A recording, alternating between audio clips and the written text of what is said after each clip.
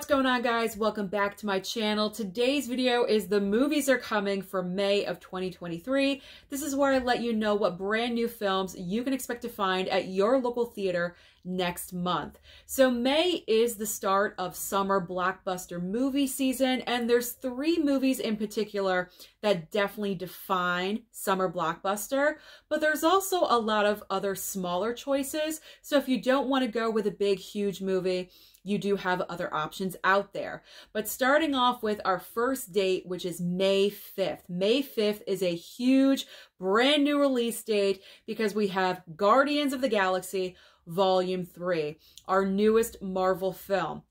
Now, when you hear Marvel these days, you do tend to get kind of nervous. I'm going to be honest. I'm still getting over Thor: Love and Thunder with the entire GOAT situation. And then Ant-Man 3 didn't really perform the way we wanted it to, but I am convinced that Guardians 3 is going to be a solid, awesome, brand new entry into the MCU. You have James Gunn returning for the final Guardians film. He knows the Guardian audience. He knows the Marvel fans. He's a fan himself. And I believe Guardians is going to go out with a bang. I do have some theories. I do believe we're going to lose a few of our Guardians, unfortunately. I don't want it to happen, but I do believe that's what's going to end up occurring. But I'm very excited for the last Guardians film, and I feel like it's going to make major money at the box office. But if you're not interested in Guardians, there is another movie opening up on May 5th, which is Love Again. This is a romantic comedy starring Priyanka Chopra, who's married, I believe, to Nick Jonas. And it's all about this woman who loses her spouse, and through her grief, she starts texting his phone, his old phone number. What she doesn't realize is that his number has been reassigned to someone else. So this other man is receiving all of her text messages, and of course, let the romance ensue.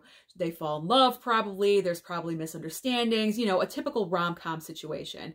I mean, the idea sounds kind of interesting, I guess, maybe a little bit different, but not so overly different from any other kind of rom-com movie that we've seen.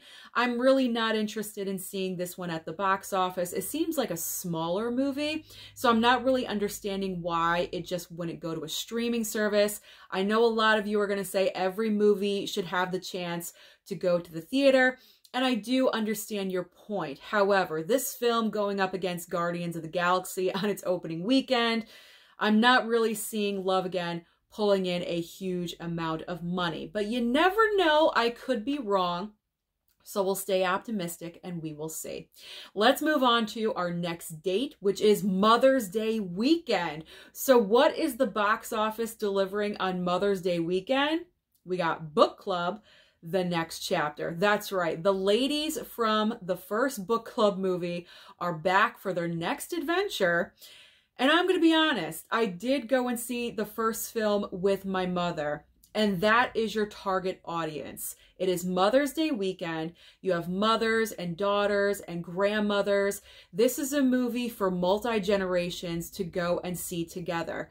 And I would not necessarily write off Book Club because it is coming out on Mother's Day weekend, the perfect time for this movie. No other real competition as far as brand new releases.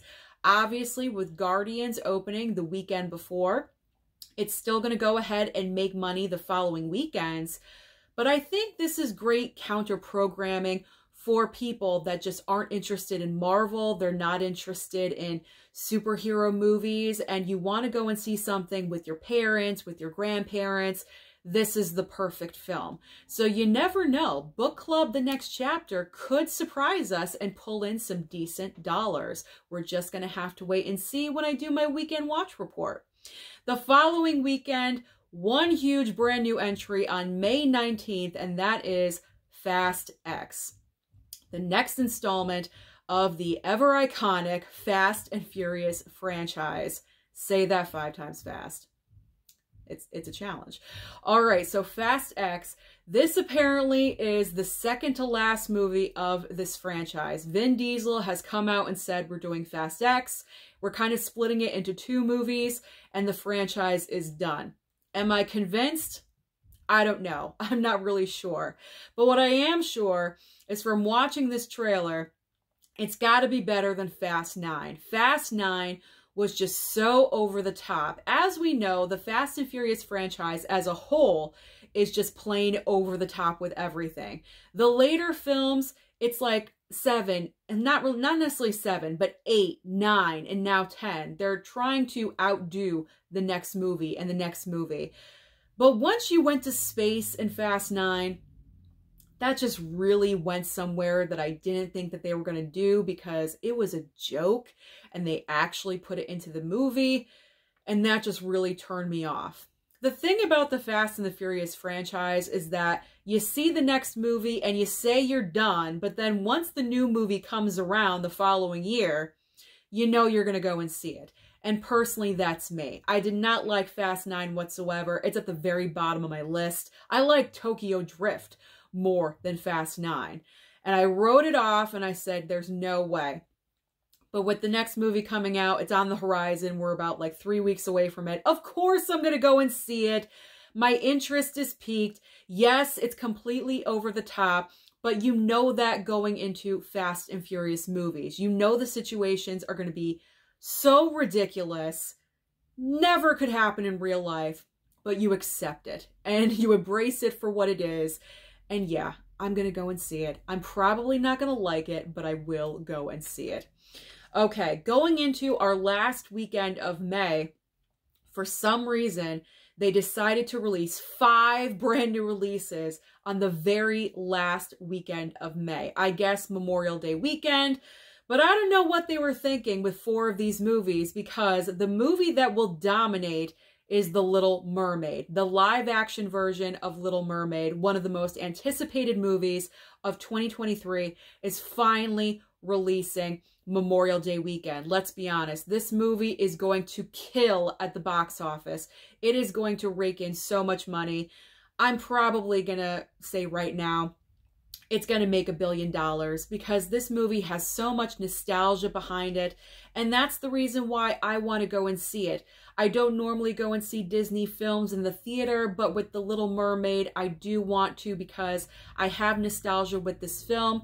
It's one of my favorite Disney movies of all time. The soundtrack is iconic. I love it. It's just so good.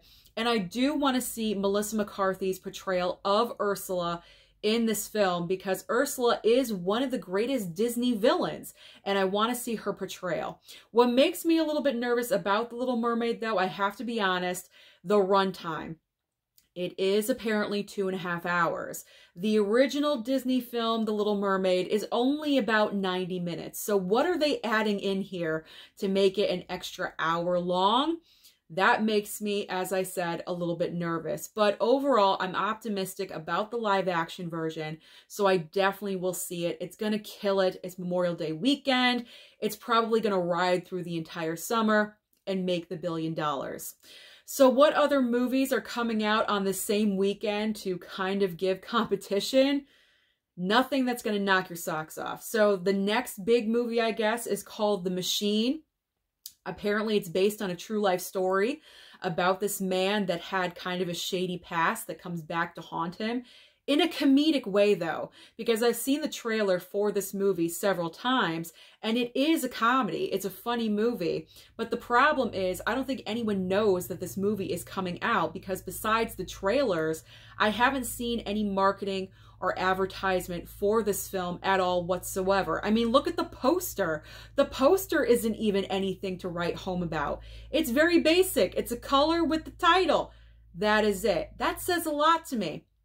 If you're going up against a huge machine like The Little Mermaid and Disney, you have to pull out some marketing. And the rest of these movies are not doing that. So I really don't know what they're thinking. But if you don't want to see Little Mermaid or any of the other blockbusters of May, you do have these other options, like I mentioned. So besides The Machine, the next movie that I want to talk about is Kandahar, starring Gerard Butler as a CIA operative that has to get extracted out of his current location that he's in. It's an action movie. Now, I love Gerard Butler in an action film.